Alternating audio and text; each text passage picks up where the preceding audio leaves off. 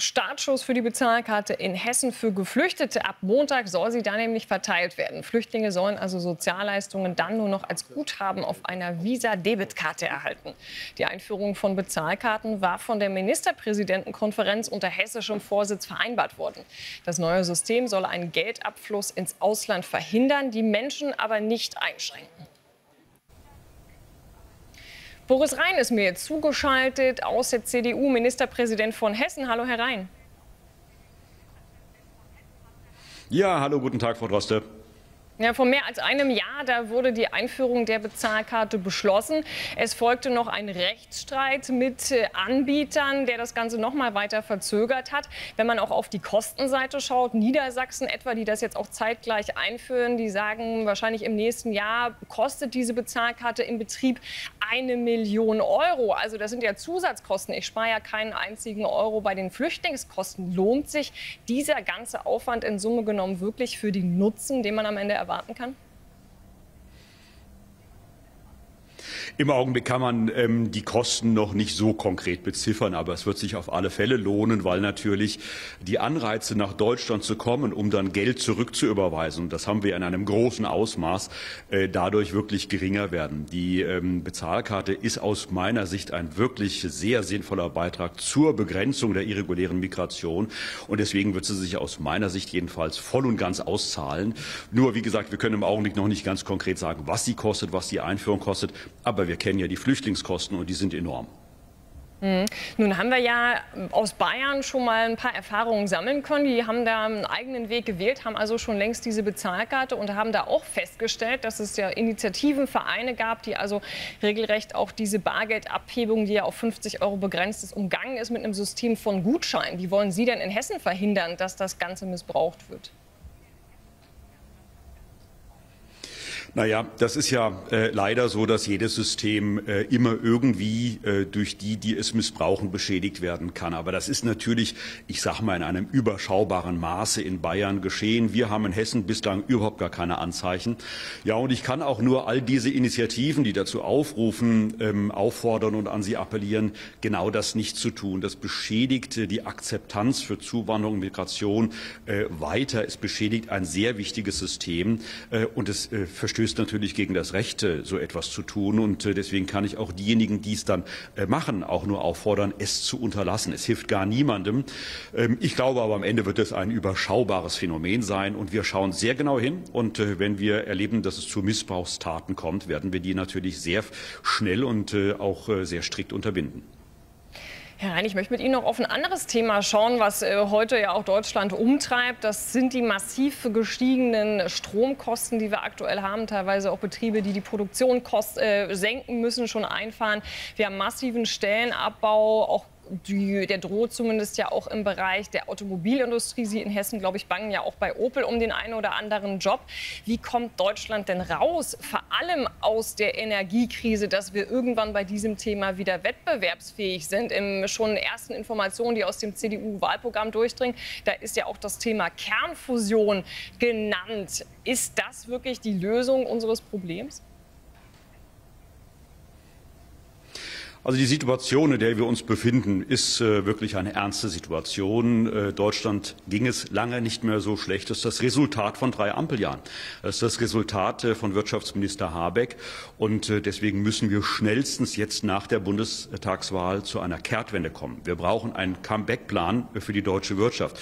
Und da spielt das Thema Energiepreise eine riesige Rolle. Es war ein schwerer Fehler, die Kernkraftwerke, die verbliebenen Kernkraftwerke abzuschalten.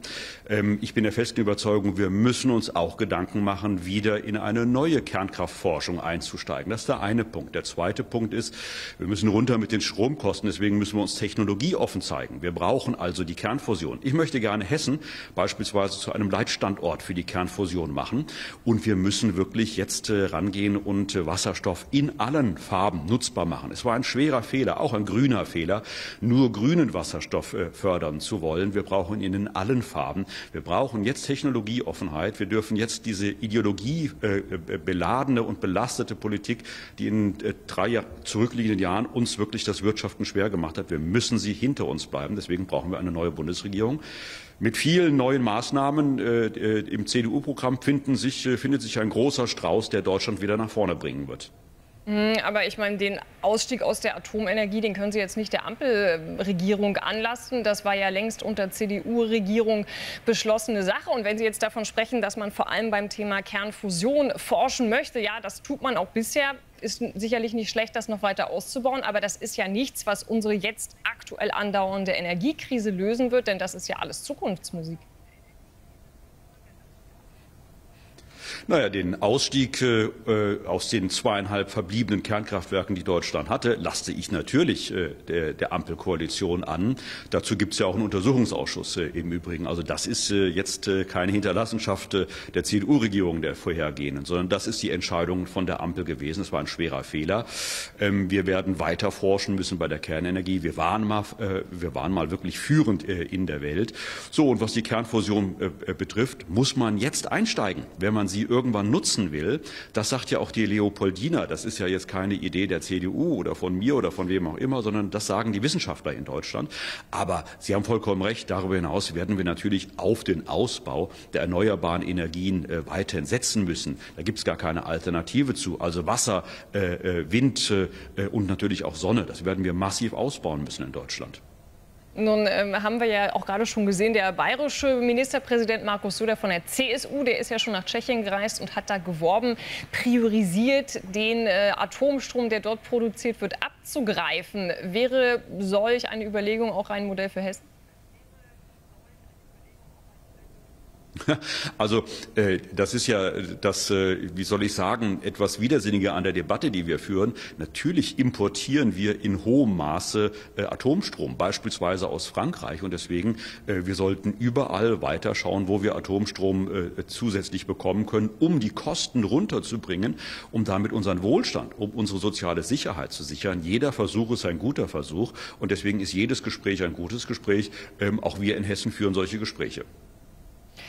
Herr Rhein, Sie freuen sich ja wahrscheinlich darüber, wir haben ja schon ein bisschen gesprochen, auch über Auszüge aus dem CDU-Wahlprogramm, dass da ja wohl auch die Grunderwerbssteuerreform mit reingekommen ist, die Sie ja auch schon länger gefordert hatten. Aber nach den Punkten, die wir jetzt schon so lesen können, ist da ja nichts wirklich Innovatives bislang dabei. Sind das jetzt schon die Vorbereitungen auf eine große Koalition im Bund?